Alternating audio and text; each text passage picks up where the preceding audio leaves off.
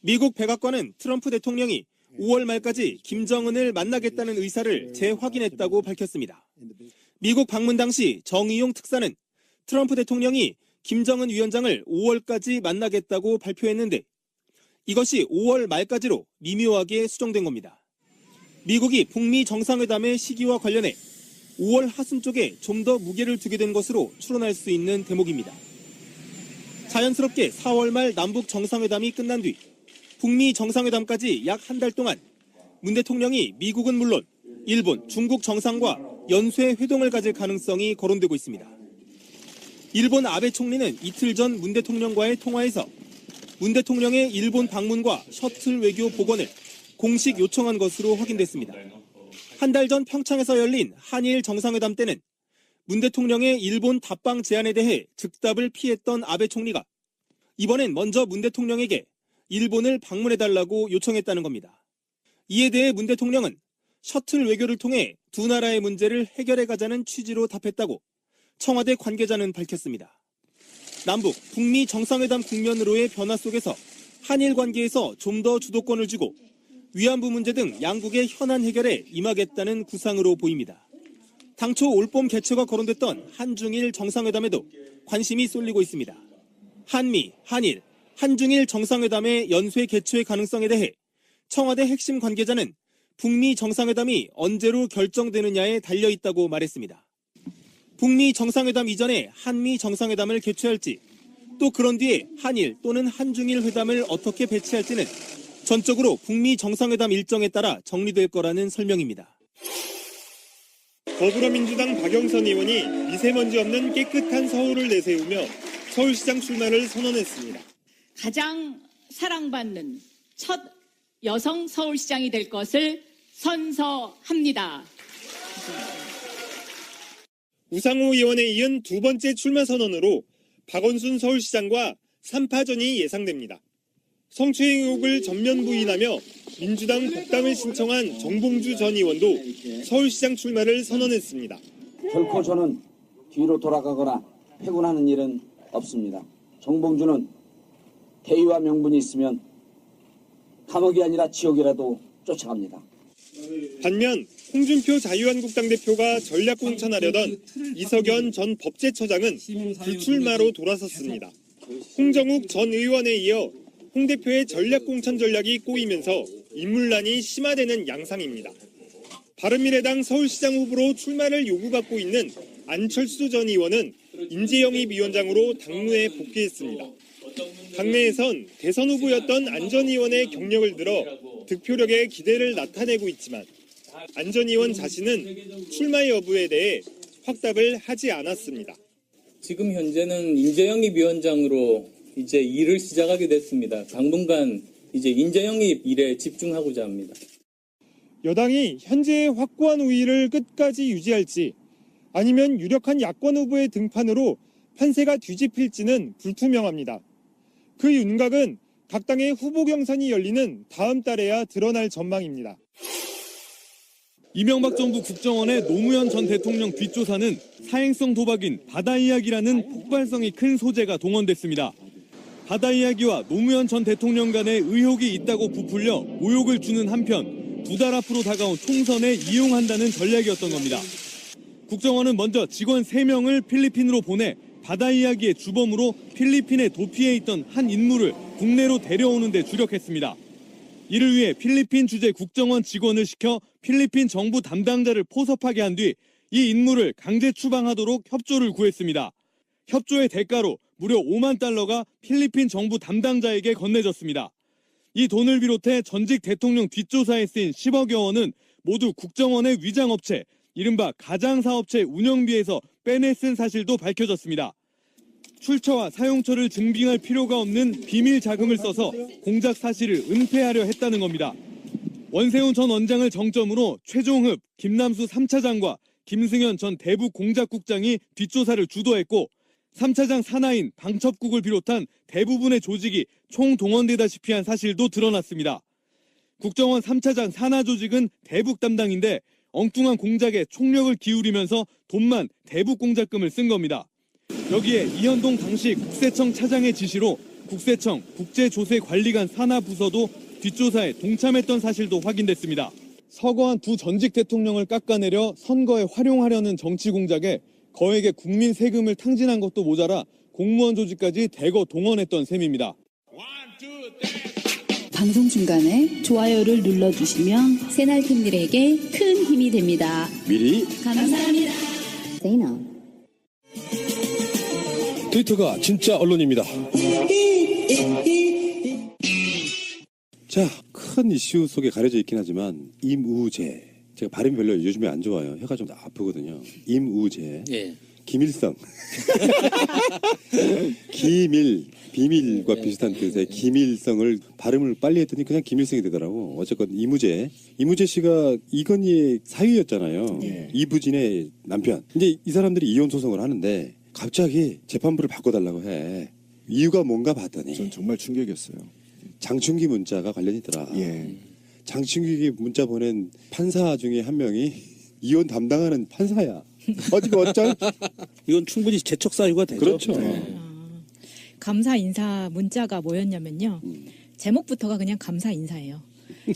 모자라고 부족한 제가 언감생심 대법관 예비 후보라 라인 앞에 잠시 서 있다가 선택을 받지 못했습니다. 세상사 다시 절 인연이라는 것이 있는 듯 합니다. 이는 모두 저의 부족함과 부독의 소치입니다. 남은 임기 동안 그 전과 똑같은 마음으로 사랑과 정성을 기초로 솔선수범, 선공호사, 감성소통의 리더십을 지속해 나가겠습니다. 그동안 뜨거운 성원에 고개 숙여 감사드립니다. 연애편이냐 씨발. 야 근데 잠깐 감동에 쓰나미가 몰려오네. 이게 웃음이 나오냐 진짜. 충격 아니에요? 쓰나미죠. 아, 웃을 때는 웃읍시다. 아 씨발 진짜 돌아버리네. 이건 코미디급이지 지금. 어째 대법관 후보를 삼성에서 내정하냐? 아 정말 충격 아니에요? 지금도 이 자리에 있는 거잖아. 아니, 김관진 생각해봐요. 외국 회사가 장관을 꽂은 건 그러니까. 그런 격이에요.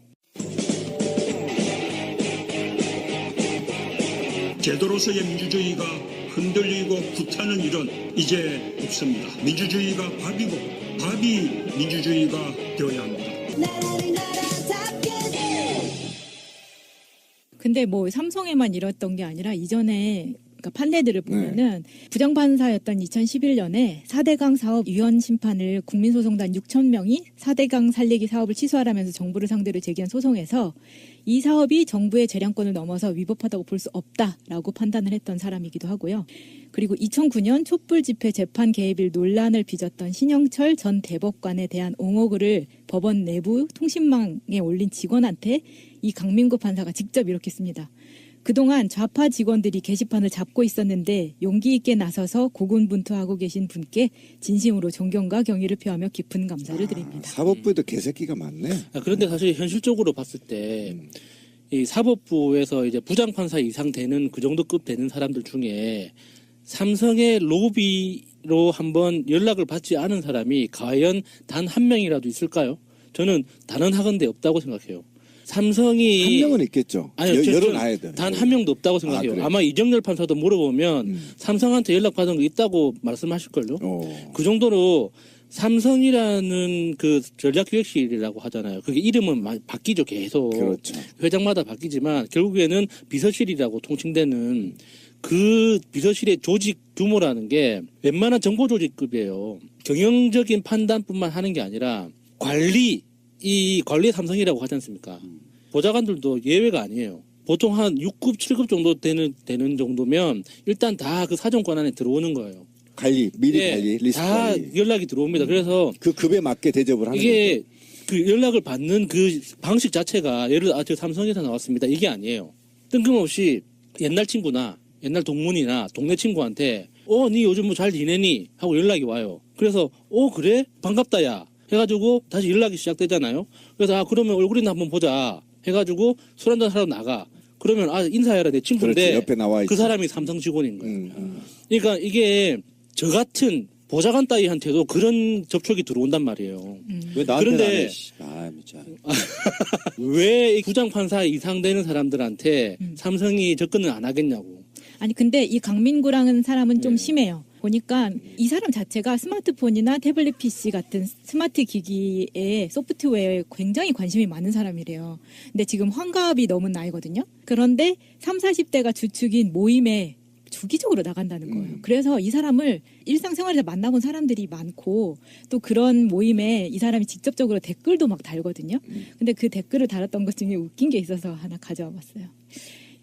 오늘 삼성페이를 실제로 2건 사용해 보니 환상 그 자체였습니다. 삼성폰의 킬러 앱이 될 듯합니다. 너무 좋습니다. 재빨리 루프페이라는 미국 벤처회사를 M&A한 삼성의 결단이 탁월합니다. 엄청난 사회 변혁을 삼성페이가 끌고 갈 태세입니다. 삼성이 미국 회사를 과감히 인수한 덕입니다. 모처럼 삼성이 한 건 했습니다. 이런 자가 지금 현직 판사예요? 네. 이 사람은 내가 보기엔 제일 위력으로 들어가야지. 이거는 스파이네, 삼성 그럼. 네? 이럴 때 스파이라고 쓰면 어쨌건 이무재 입장에서는 불안할 수밖에 없겠네요. 그렇죠. 이혼 소송 관련해가지고 이렇게 그냥 얼굴에 쓰여 있잖아. 이건희라고 이걸 했다. 아니야. SAMSUNG 샘숭 쓰여 있잖아. 그러니까 이부진 사장이 삼성 형제들 중에 이건희가 뼛속 깊이 봉건적이다 보니까 무조건 고추 달린 놈한테 내 재산을 물려줘야 된다라는 이것 때문에 이재용한테 꽂힌 거지. 주변에서 평가는 이건희와 판박이로 그러니까 성격부터 사업적인 수완과 능력까지 판박이는 이부진이라고 하더라고요. 네, 맞아요. 그래서 누가 봐도 이부진의 얼굴을 보는 순간 이건희가 딱 생각이 나는 얼굴이잖아요. 다부지네. 예. 이부지는 다부지. 아니 근데 지금 이제 이 이자가 지금 현직 판사로 있다는 거죠? 네. 민사법정인가 보네요, 그죠? 가사법정이겠죠. 가사법정, 그렇죠. 가사법정. 서울고법 가사 3부. 가사 3부. 그래서 이무재가 신청한 기피 신청이죠. 재판 판사를 바꿔달라고 신청한 것에 대해서 사법부가 이거 하루 전날 신청해서 원래 이제 15일인데 우리 재판하는 날인데 너무 급박하니까 판단할 시간이 좀 부족하다 해서 공식적으로 재판 기일을 연기를 했고요. 날짜는 정해지지 않았고 아마도 재판부 판사를 교체할 것 같습니다. 사법부에서. 그럼 그 교체할 판사는 누가 될지는 모르죠. 또 뺑뺑이 돌린다든지. 또 건강한가? 그렇죠. 참 제가 하나 궁금한 게 있는데 그러면 가정법정은 배심원제로는 할 수가 없나요? 신청하면 본인이? 지금 본인이 요구하면 할 수 있잖아요. 배심원제로. 안타깝네요. 바꿔도 그놈일 텐데. 처남이 지금 삼성 본사에 있거든요. 네. 강남에. 예. 아침에 수원에서 올라와요. 거의 한 6시 정도에. 누구 처남이요? 내 직접 전화. 그럼 지금 우리 새날도 지금 삼성 아니 내 말 들어봐요. 연결돼 있나요? 그래서 사이가 별로 안 좋아요. 내가 삼성 대표적인 까 아닙니까? 근데 처남은 나에 대한 가치가 없나 봐요. 왜 이렇게 친구 소개 안 시켜주죠? 그러면 요직이 아닌가 보죠. 그 전화한 분이. 어떤 특정 분야의 기술 개발하는. 아니 잠깐만 이거 심각한 문제인데 결국은 삼성 가족이네. 삼성 가족의 가족인가 가족이죠. 그렇거든요. 이게 새날 근데 그 인간이 이거. 인간성이 별로야. 네. 그래서 가족들이 다 안 좋아해. 건이 닮았구나. 일본이 사실상은 아베 탄핵 직전까지 온 거라고 봐요. 나 일본 사람들이 현직 수상 물러가라고 데모하는 거 처음 봤어요. 그래요? 그것도 몇천 명 모여가지고. 예. 원래 시위가 없는 나라라고 왜 하죠. 그래요? 몇천 명이라 몇만 명이에요. 아니, 어쨌든 간에 어마어마해요, 지금. 이게 예외 있잖아. 네. 동유럽이 개방되거나 어디가 민주화될 때는요. 옆 나라에 영향을 받거든요. 예. 난 우리까지는 진짜로 개돼지였어. 한국에 비하면. 일본 시민들이 우리 촛불 집회를 보면서 한 번은 해보고 싶었나 봐요. 근데 그게 역사에서도 있잖아요. 3.1운동이 5.4운동이나 무폭력운동에 영향을 미쳤잖아요. 근데 우리 촛불이 저는 미칠 거라고 봤어요. 근데 일본에 지금 미치고 있거든요. 어쨌건 일본 재무상의 50대 직원이 본청의 지시로 문서를 고쳤다는 취재 메모를 남기고 죽었어요. 이게 이제 문서 조작인 거죠. 근데 이게 아베 부인 다 연결돼 있는 부분이에요. 네.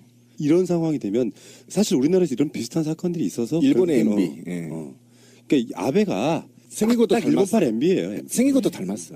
쪽발이 같이 생겼잖아, 다들. 지금 이 상황에서 실무자는 자살을 했다고 하고 타살 증거는 나오지 않았다고 하더라고요. 근데 지금 이 문서가 조작됐다. 재무성에 일본 재무성에서 만든 이 문서가 조작이 됐다는 것을 폭로한 게 누구냐 하면 일본의 공명당에서 했어요. 공명당은 자민당하고 연립 여당이에요. 그러니까 연립정당인 거죠. 그래서 이 공명당에서 이거를 터뜨렸고요. 이게 이제 모리토모 스캔들이라고 해서 학원 부지에 관계된 문제였거든요. 이거를 아베 부인이 로비에 의해서 아주 심각하게 국가 재정을 손해보게 만든 사건인데 여기에서 지금 공명당이 들고 나온 것을 보니까 또 기시감이 느껴져요. 1년 전 이맘때 그 바른정당이 뛰쳐나와가지고 탄핵에 동참했던 그 기시감이 느껴지면서 일본도 아마도 뭐잖아. 이 일본은 이제 뭐 탄핵이라는 개념이 없으니까 이거는 수상을 그냥 바꿔치는 예. 이 정도 수준으로 아마 가지 않을까 싶어요. 그러니까 요거는 조금 좀 재밌는 게 약간 대입을 해보면 지금 모리토모 학원 자체가 어쩌면 이명박처럼 다스하고 비슷하게 실소유주로 의심돼요. 내가 봤을 땐 그래.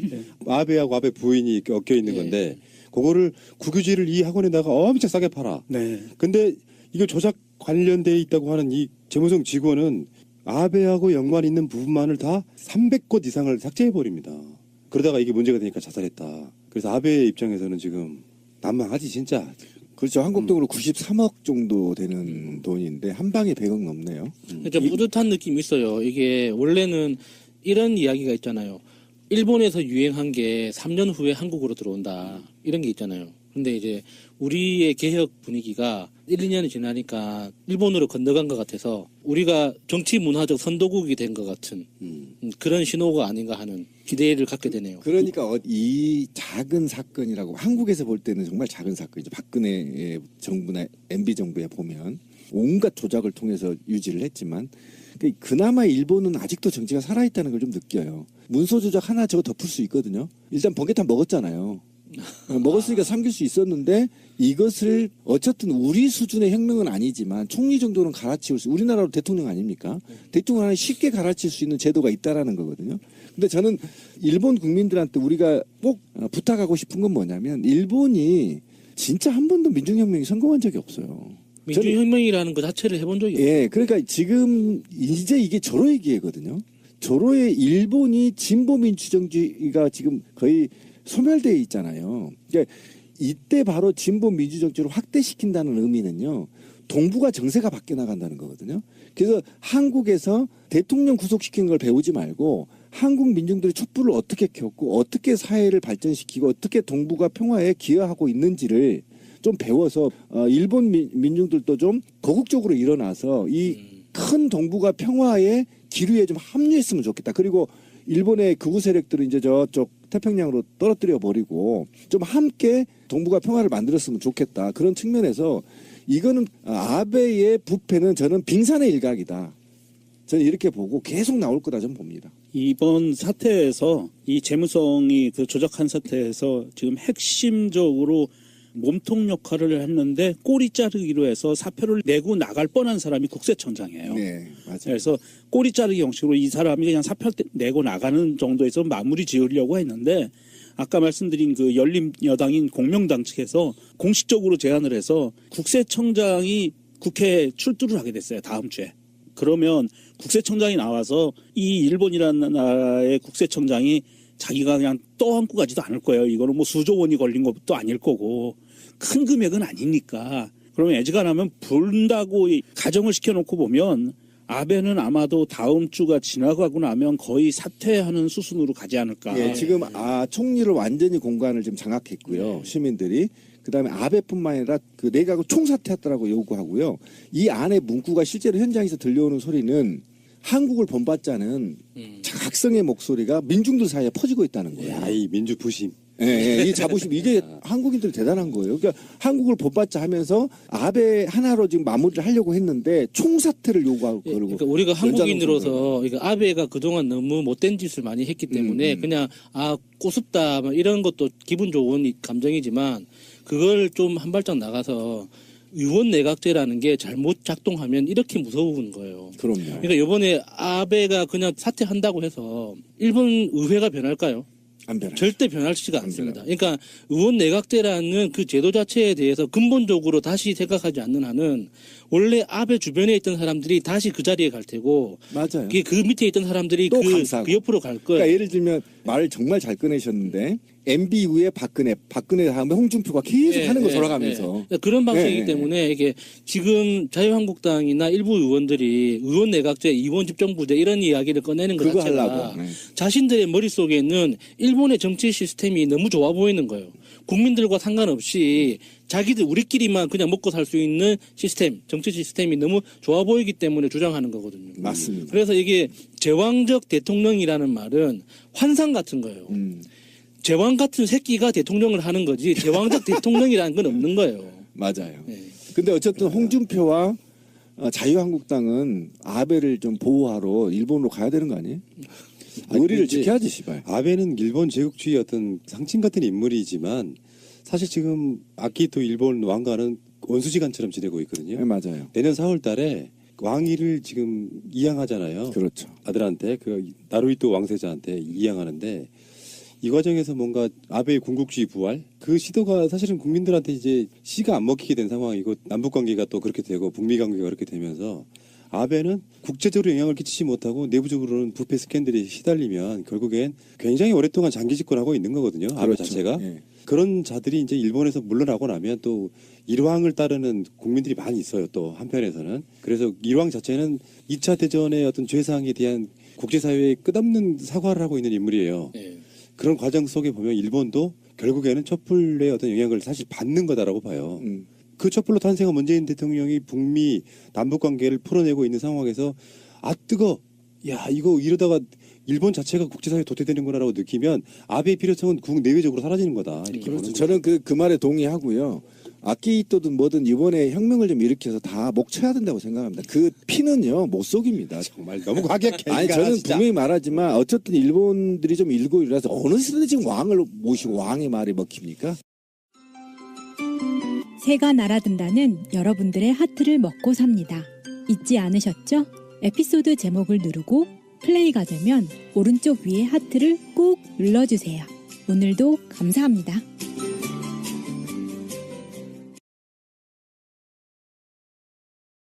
아, 씨발 진짜 돌아보니 이건 코미디급이지 지금. 어째 뭐, 대법관 후보를 삼성에서 내정하냐? 아 정말 충격 아니에요? 지금도 이 자리에 있는 거잖아요. 아니, 김관진 생각해봐요. 외국 회사가 장관을 꽂은 건 그러니까. 그런 격이에요.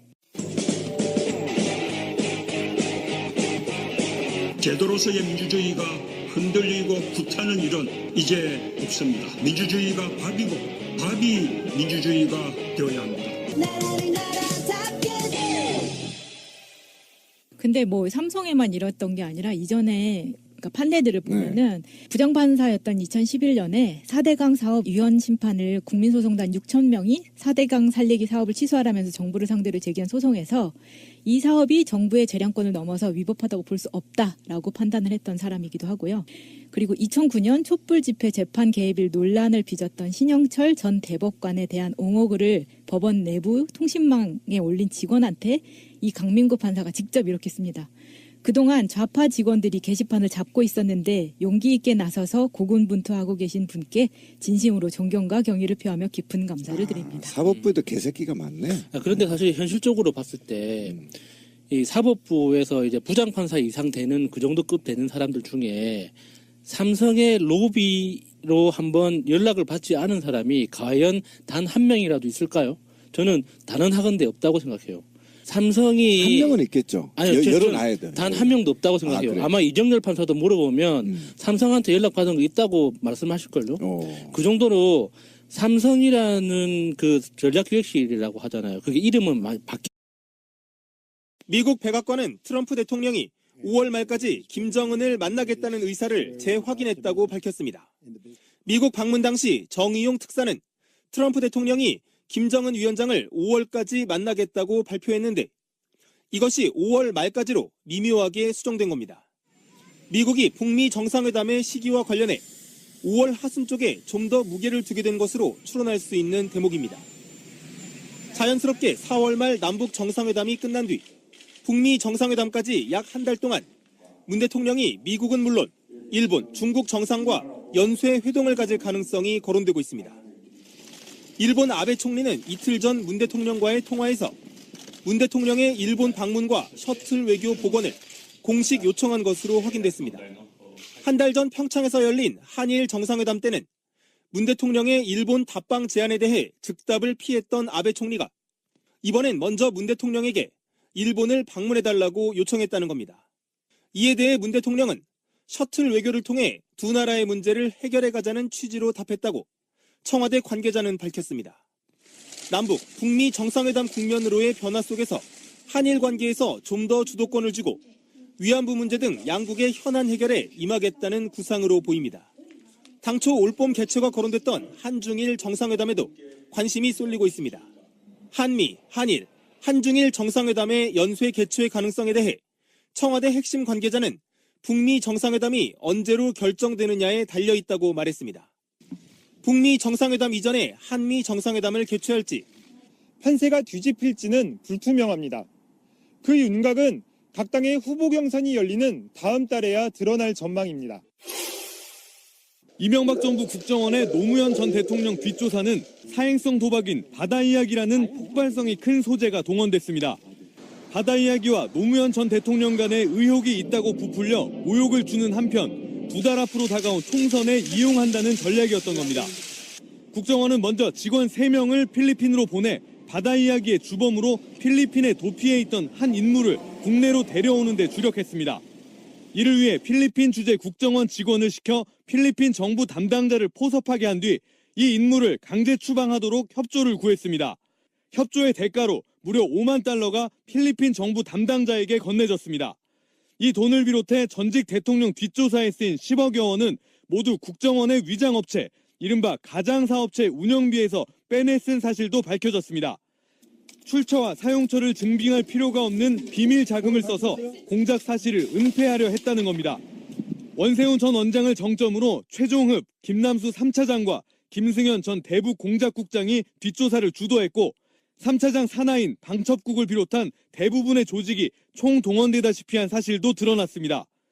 국정원 3차장 산하 조직은 대북 담당인데 엉뚱한 공작에 총력을 기울이면서 돈만 대북 공작금을 쓴 겁니다. 여기에 이현동 당시 국세청 차장의 지시로 국세청 국제조세관리관 산하부서도 뒷조사에 동참했던 사실도 확인됐습니다. 서거한 두 전직 대통령을 깎아내려 선거에 활용하려는 정치 공작에 거액의 국민 세금을 탕진한 것도 모자라 공무원 조직까지 대거 동원했던 셈입니다. 방송 중간에 좋아요를 눌러주시면 새날팀들에게 큰 힘이 됩니다. 미리 감사합니다. 트위터가 진짜 언론입니다. 자, 큰 이슈 속에 가려져 있긴 하지만 임우재, 제가 발음이 별로 요즘에 안 좋아요. 혀가 좀 아프거든요. 임우재, 예. 김일성, 비밀과 비슷한 뜻의 김일성을 발음을 빨리 했더니 그냥 김일성이 되더라고. 어쨌건 이무재 씨가 이건희의 사위였잖아요. 이부진의 남편. 이제 이 사람들이 이혼 소송을 하는데 갑자기 재판부를 바꿔달라고 해. 이유가 뭔가 봤더니 전 정말 충격이었어요. 장충기 문자가 관련이 있더라. 장충기 문자 보낸 판사 중에 한 명이 이혼 담당하는 판사야. 어찌가 어쩔? 이건 충분히 재척 사유가 되죠. 그렇죠. 감사 인사 문자가 뭐였냐면요. 제목부터가 그냥 감사 인사예요. 모자라고 부족한 제가 언감생심 대법관 예비후보라 라인 앞에 잠시 서 있다가 선택을 받지 못했습니다. 세상사 다시 절 인연이라는 것이 있는 듯합니다. 이는 모두 저의 부족함과 부독의 소치입니다. 남은 임기 동안 그 전과 똑같은 마음으로 사랑과 정성을 기초로 솔선수범, 선공호사, 감성소통의 리더십을 지속해 나가겠습니다. 그동안 뜨거운 성원에 고개 숙여 감사드립니다. 연애 편지냐 씨발. 야, 근데 잠깐 감동하면 쓰나미가 몰려오네. 이게 웃음이 나오냐 진짜. 충격 아니에요? 쓰나미죠. 이거. 웃을 때는 웃읍시다. 또 그런 뒤에 한일 또는 한중일 회담을 어떻게 배치할지는 전적으로 북미 정상회담 일정에 따라 정리될 거라는 설명입니다. 더불어민주당 박영선 의원이 미세먼지 없는 깨끗한 서울을 내세우며 서울시장 출마를 선언했습니다. 가장 사랑받는 첫 여성 서울시장이 될 것을 선서합니다. 우상호 의원에 이은 두 번째 출마 선언으로 박원순 서울시장과 3파전이 예상됩니다. 성추행 의혹을 전면 부인하며 민주당 복당을 신청한 정봉주 전 의원도 서울시장 출마를 선언했습니다. 결코 저는 뒤로 돌아가거나 회군하는 일은 없습니다. 정봉주는 대의와 명분이 있으면 감옥이 아니라 지옥이라도 쫓아갑니다. 반면 홍준표 자유한국당 대표가 전략 공천하려던 이석연 전 법제처장은 불출마로 돌아섰습니다. 홍정욱 전 의원에 이어 홍 대표의 전략 공천 전략이 꼬이면서 인물난이 심화되는 양상입니다. 바른미래당 서울시장 후보로 출마를 요구받고 있는 안철수 전 의원은 인재영입위원장으로 당무에 복귀했습니다. 당내에선 대선 후보였던 안 전 의원의 경력을 들어 득표력에 기대를 나타내고 있지만 안 전 의원 자신은 출마 여부에 대해 확답을 하지 않았습니다. 지금 현재는 인재영입 위원장으로 이제 일을 시작하게 됐습니다. 당분간 이제 인재영입 일에 집중하고자 합니다. 여당이 현재의 확고한 우위를 끝까지 유지할지 아니면 유력한 야권 후보의 등판으로